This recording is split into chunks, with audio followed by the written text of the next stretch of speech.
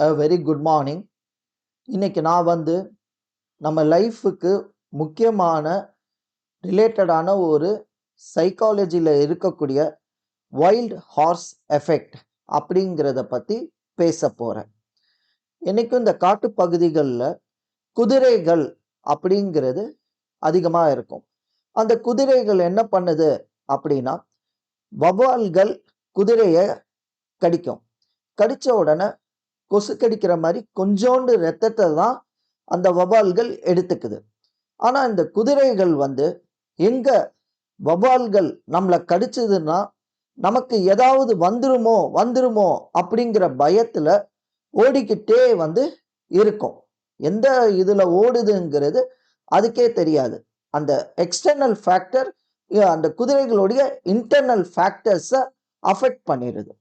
இதே மாதிரி தான் நம்மளுடைய வாழ்க்கையில நம்ம ஒரு விஷயத்துக்கு நமக்கு எதிராக ஏற்பட்டுச்சு அப்படின்னு சொன்னா அதோடைய எக்ஸ்டர்னல் ஃபேக்டர்ஸ் அப்படின்னு பார்த்தீங்கன்னா வெறும் 10% தான் இருக்கும். ஆனா நம்ம அதுக்கு எப்படி ரியாக்ட் பண்றோம் அப்படிங்கிறது 90%.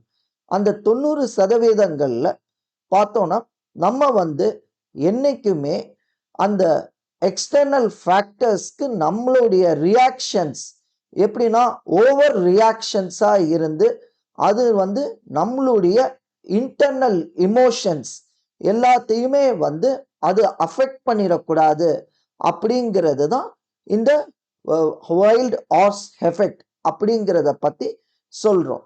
இதனால தான் நம்ம என்னைக்குமே நமக்கு தோல்வி என்று ஒன்று வந்துச்சுன்னு சொன்னா அது அது எக்ஸ்டர்னல் ஃபேக்டரா இருக்கலாம். அது நம்மளுடைய இன்டர்னல் ஃபேக்டரான இமோஷன்ஸ், பீஸ்ஃபுல்னஸ், மைண்ட் எல்லாத்தையுமே அது அஃபெக்ட் பண்ணிடக்கூடாது. நம்ம எப்பவுமே நம்மளை கண்ட்ரோல்டா வச்சுக்கிட்டு ஒரு ஃபோக்கஸ் நோக்கி நம்ம ஒரு டாஸ்கை நோக்கி போயிட்டு இருந்தோம் அப்படின்னு சொன்னா வாழ்க்கையில என்னைக்குமே நமக்கு வெற்றி என்பது உறுதி. இதனால என்னோட வீடியோஸ் எல்லாமே பிடிச்சிருந்துச்சு அப்படின்னு சொன்னா எல்லாரும் லைக் பண்ணுங்க, ஷேர் பண்ணுங்க, கமெண்ட் பண்ணுங்க, சப்ஸ்கிரைப் பண்ணுங்க. வெற்றி நிச்சயம். Thank you all.